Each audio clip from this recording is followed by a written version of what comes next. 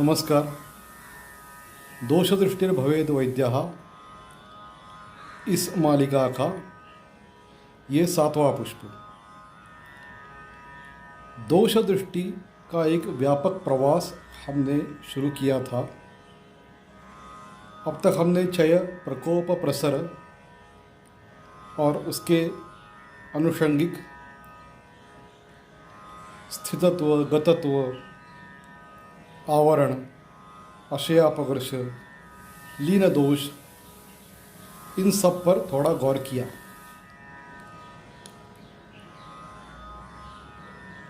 जैसे पुणे में कोई आता है तो पुणे देखा मतलब क्या देखा, तो अगर कोई धार्मिक व्यक्ति है तो वो अप्पा बड़ौन चौक चला जाता है, शनिवारवाड़ा चला जाता है, शिवाजी महाराज का लाल महल देखता है, जोगेश्वरी जो हमारी ग्राम देवता है, कस्बा गणपति जो हमारा ग्राम दैवत है, और एक प्रख्यात हुआ दगड़ू शेठ हलवाई का गणपति मंदिर, यहाँ पे कम से कम जाता है। अगर कोई खाने वाला शौकीन हो तो चितड़े की बाकरवड़ी खाता है। हमारा दोस्त है न्यू पूना बेकरी वाला, हमारा दोस्त है, उसके यहाँ पैटिस खाता है। एक आइसक्रीम है वो भी खाता है। तो ऐसा करके उसे लगता है कि अब ये पूना हमारा देखना पूरा हो गया। वैसे ही दोष दृष्टि यानी सिर्फ दोषों के दक्षिण नहीं, तो वो कहाँ पे है, कैसे है, ये सब समझ लेना, इसको बोलते हैं दोषों पर दृष्टि डालना। तो ऐसे हम क्रम से देख रहे हैं कि एक देशिक वृद्धि हो रही है, एक कालिक वृद्धि हो रही है। तो अभी हम ये चौथे स्टेशन पर आ रहे हैं, उसका नाम है स्थान संश्रय। स्थान संश्रय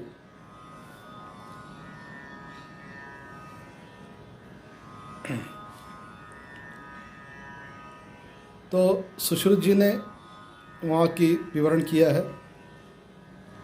स्थान संश्रय कैसे बोलते हैं। चौथा स्थानक है ये सुश्रुत जी के अनुसार। कुछ सूत्र है। कुपितानां हि दोषाणां शरीरे परिधावतां यत्र संगः ख वैगुण्यात् व्याधिस्तत्रोपजायते। और भी एक सूत्र है। एवं प्रकुपिताः तांस्तान् शरीर प्रदेशान् आगम्य तांस्तान् व्याधिन् जनयन्ति। सुश्रुत का सूत्र है। तीसरा भी सूत्र है।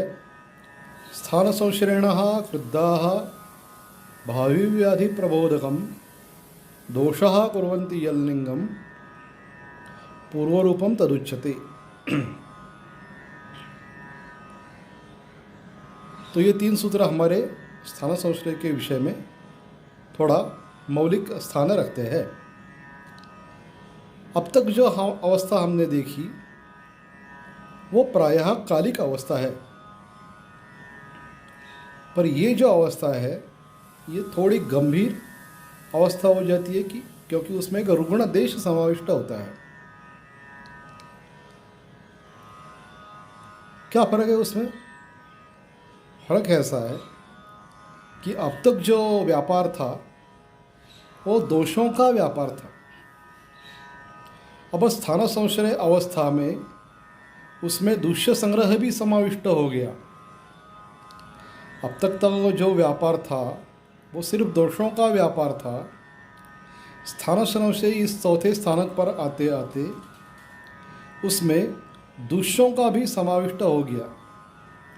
या तो दुष्य साक्षात समाविष्ट होते हैं या अवयव द्वारा होते हैं, जैसे कि शोणित फेन प्रभवाः हुहुसः,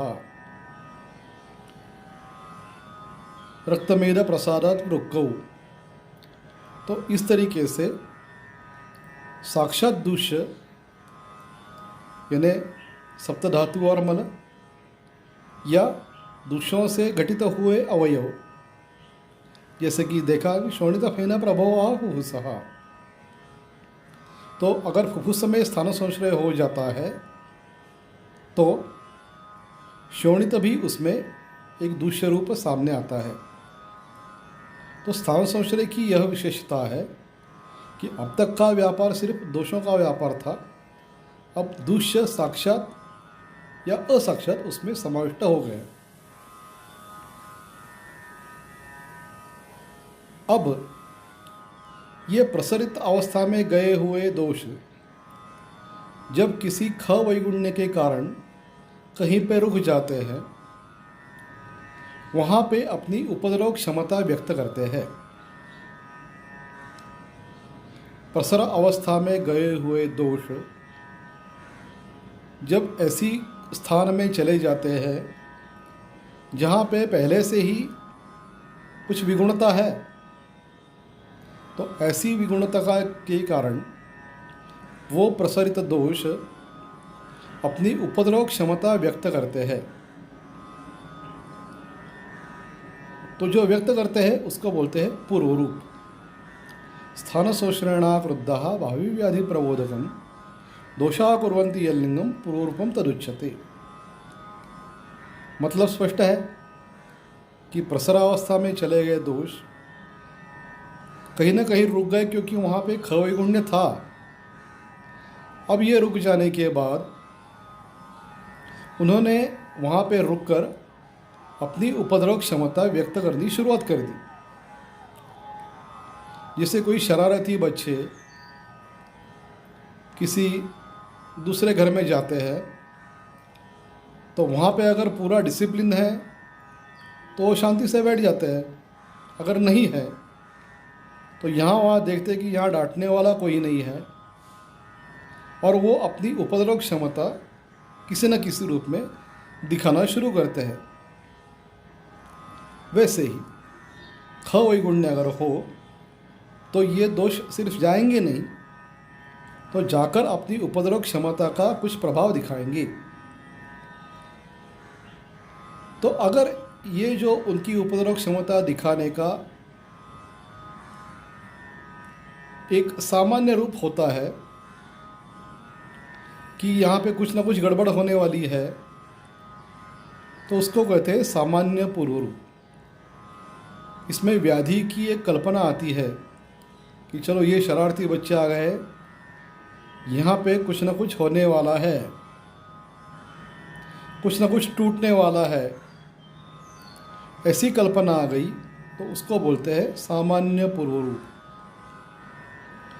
और अगर आपको विशेष कल्पना आती है कि उसमें के दोषों की विकल्पना स्पष्ट होती है, तो उसको कहते हैं विशेष पूर्व रूप। यानी कि अब यहाँ ज्वर आने वाला है,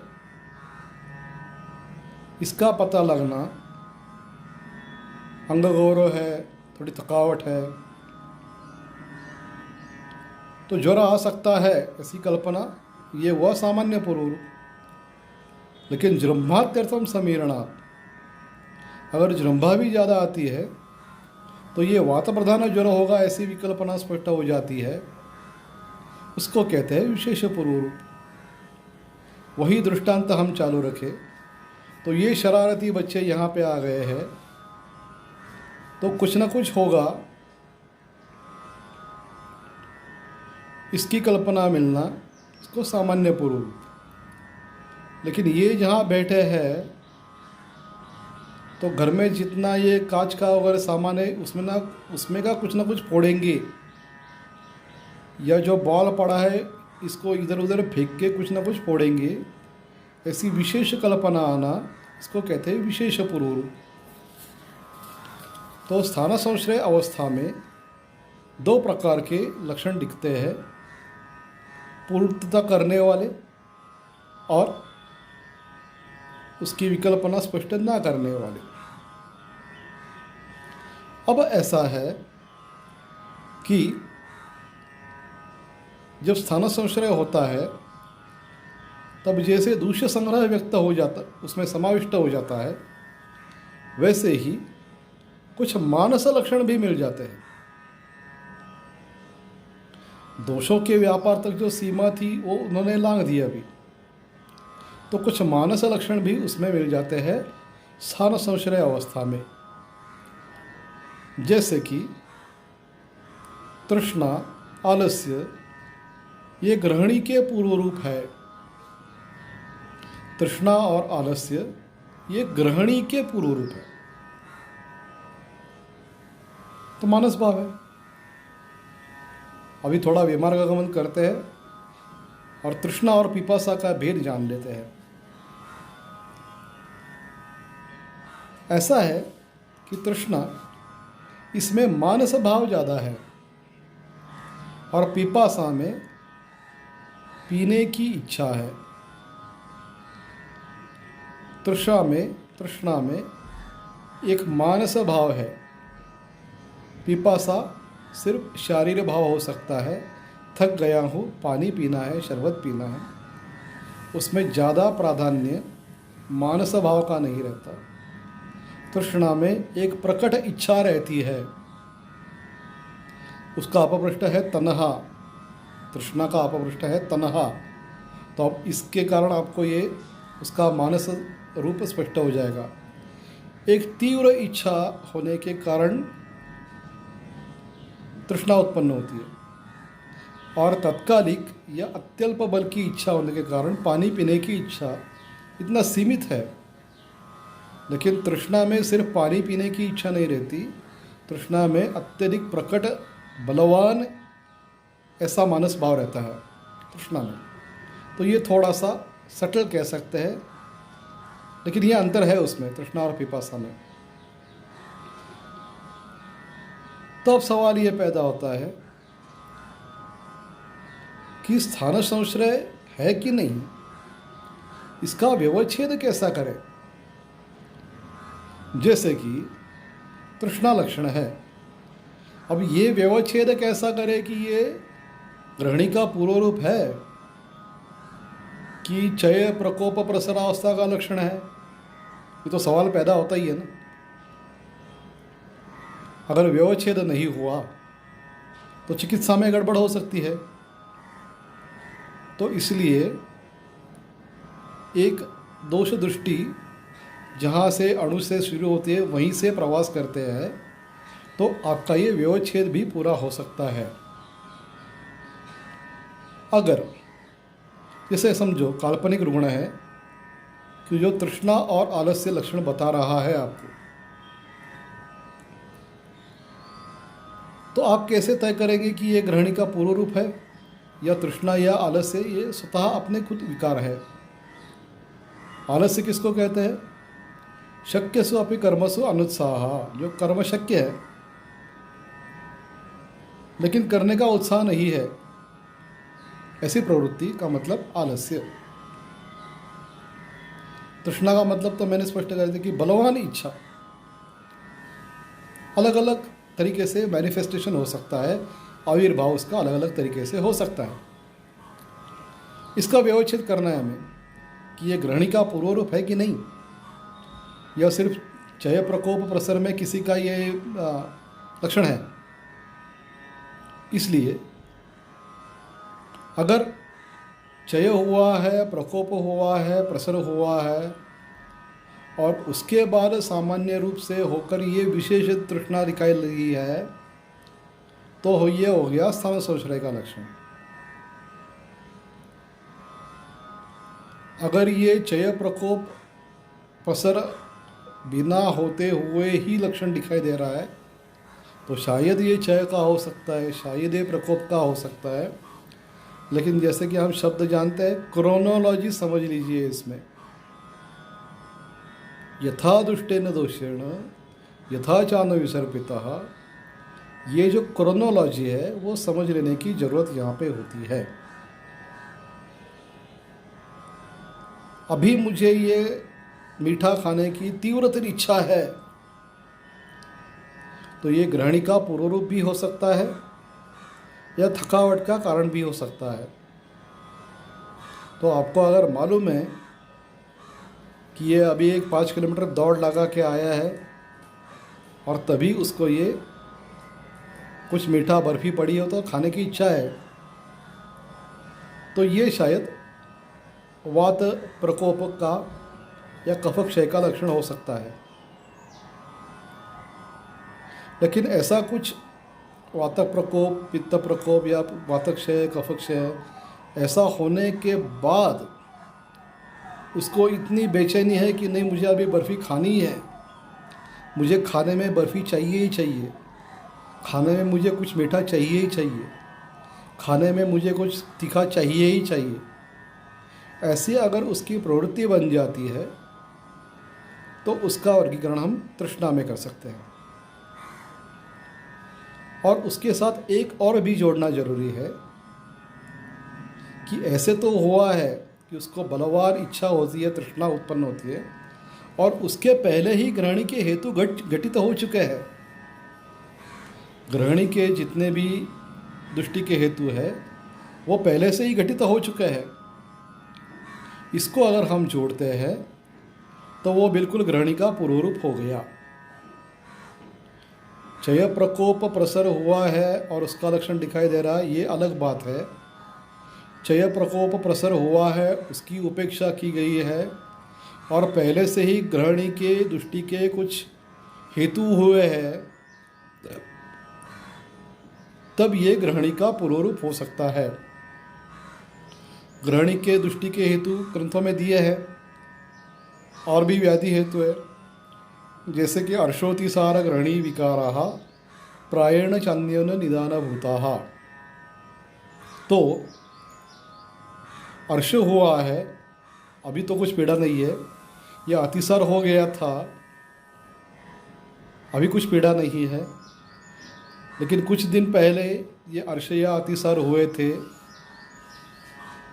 और उसके बाद कुछ कारणों के कारण ये तृष्णा और आलस्य दिखाई दे रहा है, तो ये ग्रहणी का पूर्व रूप होने की संभावना ज़्यादा है। ग्रहणी के दृष्टि के हेतु नहीं है, फिर भी अगर यह तृष्णा या आलस्य दिखाई दे रहा है तो वो शायद दोषों के क्षय या प्रकोप या प्रसर का लक्षण हो सकता है, जिसमें अवयव की इन्वॉल्वमेंट नहीं है, दूष्य संग्रह इन्वॉल्व नहीं है। तो व्यवच्छेद करने के लिए हमें क्या करना होगा? तो पहले ये समझना होगा कि इसमें ऐसे कुछ हेतु थे क्या जिसने कुछ अवयव या दूष्य संग्रह स्थान संश्रय होने के लिए जो एक ख वैगुण्य चाहिए वो पहले से ही निर्माण हुआ है। ऐसे अगर हेतु हुए होंगे तो उसको हम कहेंगे कि ये स्थान संश्रय है। अगर ख वैगुण्य के हेतु नहीं है फिर भी लक्षण दिखाई दे रहा है तो शायद हमें क्षय प्रकोप प्रसर और आशयापकर्ष लीन गत स्थित इसमें देखना होगा। तो व्यवच्छेद कैसे करें? तो ख वैगुण्य के हेतुओं के या ख वैगुण्य के लक्षणों के बिना लक्षण दिखाई देना, यह क्षय प्रकोप प्रसर काल हो सकता है, मार्गदर्शक या निदेशक हो सकता है। और ख वैगुण्य के बाद यही लक्षण दिखाई देना, वो शायद स्थान संश्रयणा क्रुद्धा इस रूप का एक पूर्व रूप का परिचायक हो सकता है। तो ये फर्क समझ लीजिए। तो क्या देख लिया हमने आज कि कुपितानाम ही दोषाणाम, दोष कुपित होते हैं, प्रसारित होते हैं, शरीर में घूमते हैं, तब जहाँ कहीं स्थान वैगुण्य दिखाई देता है तब वहाँ वे अपनी उपद्रव क्षमता का परिचय देते हैं। कभी सामान्य परिचय देता है, कभी विशेष परिचय देता है, उसके अनुसार उनको सामान्य या विशेष पूर्व रूप कहते हैं। और अगर पहले से ही स्थान वैगुण्य की कल्पना हो हमें और उसके बाद ये लक्षण दिखाई देते हैं, क्षय प्रकोप प्रसर के साथ या इसमें से किसी के साथ ये लक्षण दिखाई देते हैं, तो हम उनको कहेंगे कि ये पूर्व रूप का परिचायक है। अगर स्थान वैगुण्य के, ख वैगुण्य के कुछ हेतु घटित नहीं हुए हैं तो शायद वो क्षय प्रकोप प्रसर और उसकी जो उपकल्पनाएं हैं, आशयापकर्ष लीन गत स्थित इत्यादि में किसी का एक लक्षण हो सकता है। तो ऐसा एक मूलभूत अंतर है स्थान संश्रय अवस्था और बाकी अवस्था में। स्थान संश्रय में अवश्य में वह क्या देखना चाहिए कि स्थान विगुण हुआ है और स्थान को बनाने वाला जो धातु या दूष्य संग्रह है या मल विकृत हुआ है तो ग्रहणी की पूर्व रूप हो सकता है जरूर। मल विकृति है तो ग्रहणी की भी विकृति एक संभव है, पक्वाशय की विकृति भी संभव है। रक्त विकृत हुआ है पहले से कुछ कारणों से तो फुफ्फुसों की विकृति की संभावना अत्यधिक है। कफ और मेद विकृत हुए हैं तो वृक्कों की विकृति की संभावना है। ऐसा एक व्यवच्छेद उनका करना चाहिए। तो ये हुआ स्थान संश्रय। आज के लिए इतना ही। मेरा चैनल अवश्य सब्सक्राइब कीजिए ताकि आगे वाले वीडियो आपको दिखाई दे। तो आज के लिए धन्यवाद।